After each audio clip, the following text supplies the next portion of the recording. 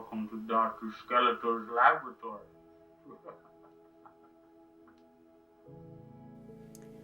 I think I started decorating probably in the early 80s when I was about 7 or 8 years old with my grandpa and my uncles in their basement in Colorado.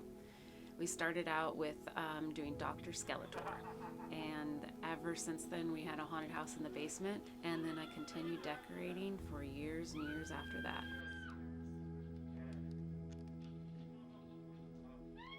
Back in, I don't even remember the year, 2000 something. We were sitting around a campfire at a friend's restaurant, or friend's pumpkin patch, and just sitting around BSing, talking about how cool this town would be if there was something fun for kids to do. Because growing up here, there really wasn't much fun stuff for us to do. We just got ourselves into trouble, so we wanted to give back and have the kids have something fun to do. So we started doing these nighttime hay rides, and they turned into haunted hay rides. Super fun, a lot of good times. We had, good friends of ours that were doing it with us, and we started getting bigger and bigger every year.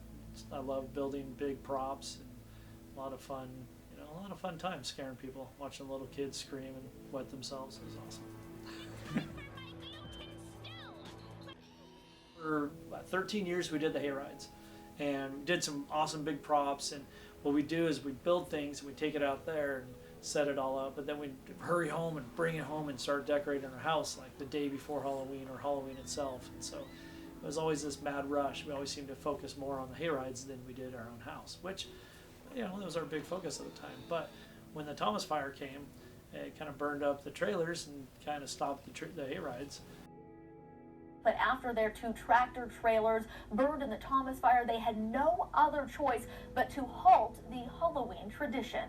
But a big part of Halloween for Bacalli's Ranch is the haunted hay rides, a tradition for families across Ventura County. You can talk to half the people in Ojai, and they said, "Oh yeah, I've got pictures of my children with the pumpkins," or "I rode the hayride when I was a little kid." Bacalli says this will be the first year the ranch has to put a halt on haunted hay rides. This was the first trailer I had. The decision came after Bacalli's 2 tractor trailers, which are used for the hay rides, burned in the Thomas Fire. The embers blew into the haystack, and the haystack caught on fire and just cremated the trailers, We had nothing else to do but focus on our own house, and we super loved it. It was awesome. We could build it on our own schedule and do it exactly the way we wanted to, and the neighborhood really appreciated it, and they enjoyed coming by. And then after the Thomas Fire, it was COVID, which sucked. Kind of took the fun out of everything, except for our haunt. Our haunt was epic that year, and everyone really came out and enjoyed it. And just kind of want to keep continuing that. So after 14 years, we decided we wanted to go back to just doing our own house again. And that's how we transitioned from the haunted hay rides, where I learned a lot of stuff, to doing more of a home haunt again, and not so much of a commercial haunt.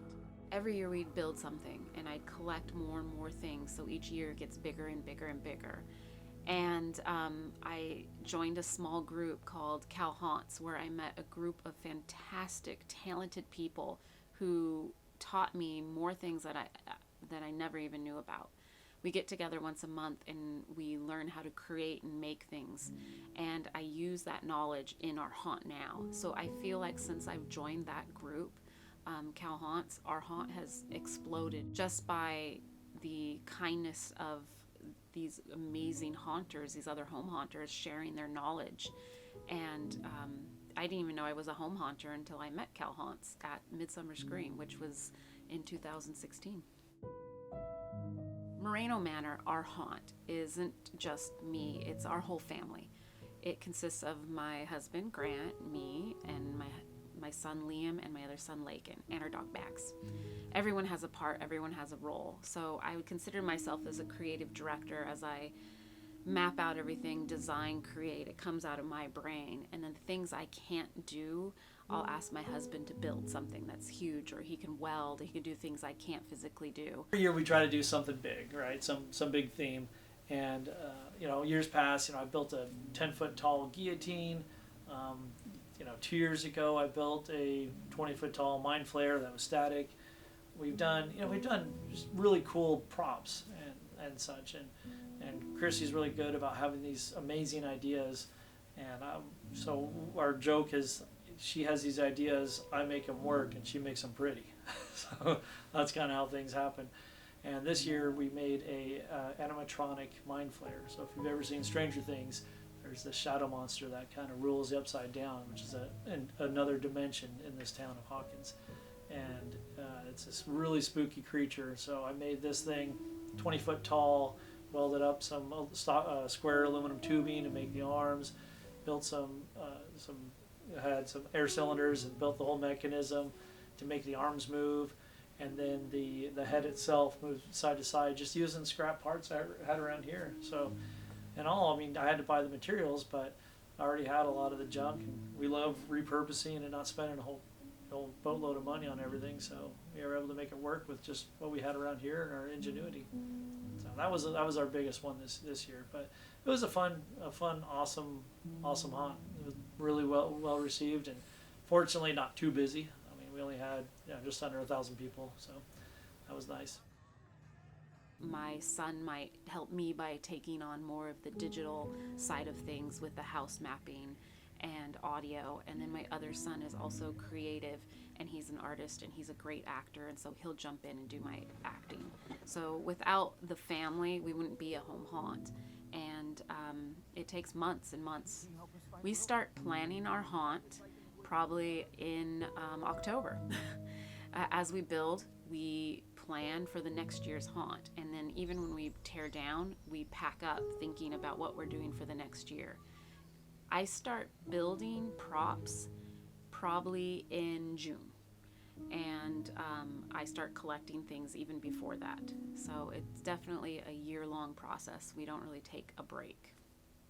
We're already planning 3 years out right now. So the weird thing is, so anytime we have a haunt and we have to come up with ideas, well, those ideas don't just go, I want to do this, and go straight to paper, and we start building it right away. No, like that mind flayer, it took me a year in my head designing it, and then to actually build it, it took probably about 3 or 4 weeks to actually construct it, but it was just all my spare time.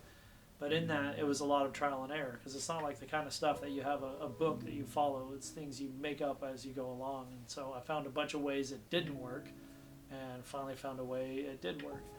And that's how things work. And then you have to teach yourself things. Like I'm not a professional welder by any stretch of the means, but I taught myself how to weld because I wanted to do stuff like this. And it's a fun little hobby. I still don't know how to weld. I'm still learning. I wish I had Fender teaching me when I was in high school, but it's a fun little skill, but it's things that we have to develop on our own to be able to make this work. There's a Southern California haunt list, and the list is ridiculous. I mean, it was hundreds and hundreds of home haunts in just Southern California. And I know California is a very big haunt community, and there's some other places in the United States that also have some big haunt areas as well. And then there's other places that just plain think we're weird. I know Liam has some friends that they think it's cool what we do, but they don't even hear of it where they live. So no one really decorates like the way they do, like the way we do here in Southern California even. That's a very good question. Why?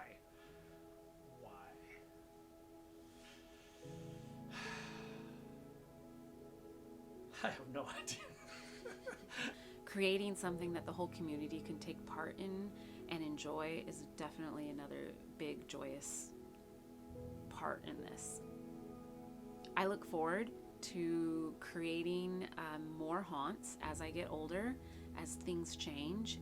We might have small ones and big ones, but I'm always looking forward to doing something, and I don't think I'll ever really fully stop, but I will keep going for as long as I can. I enjoy making things. I enjoy tinkering. I really enjoy spending time with family and doing things that they're into. And so it's fun to kind of create, have an idea and see it come to life. And then the real fun part is people enjoying it and seeing it. And so it's not just wasted effort. It's actually, you get that payback, that reward, and it's always fun. But yeah, I just do it for the fun of it. there's no financial gain in it. There's exactly the opposite. There's financial ruin, but it is a fun activity, and I just love the season and sharing that fun with our neighbors and our community, and yeah, it's good times. The only advice or anything I can really do is just follow. It's best if you follow your passion. If you really enjoy doing something, do it. So I enjoy creating things, and I found a hobby with my wife who she enjoys, and I can make things with her in our same hobby, and it's fun. It just breeds resiliency, where you have a hobby where you can take yourself away from stressors of life and bills and all the adulting that adults have to do, and you can bring yourself back to being a kid and just experimenting and having fun and enjoying what you're doing.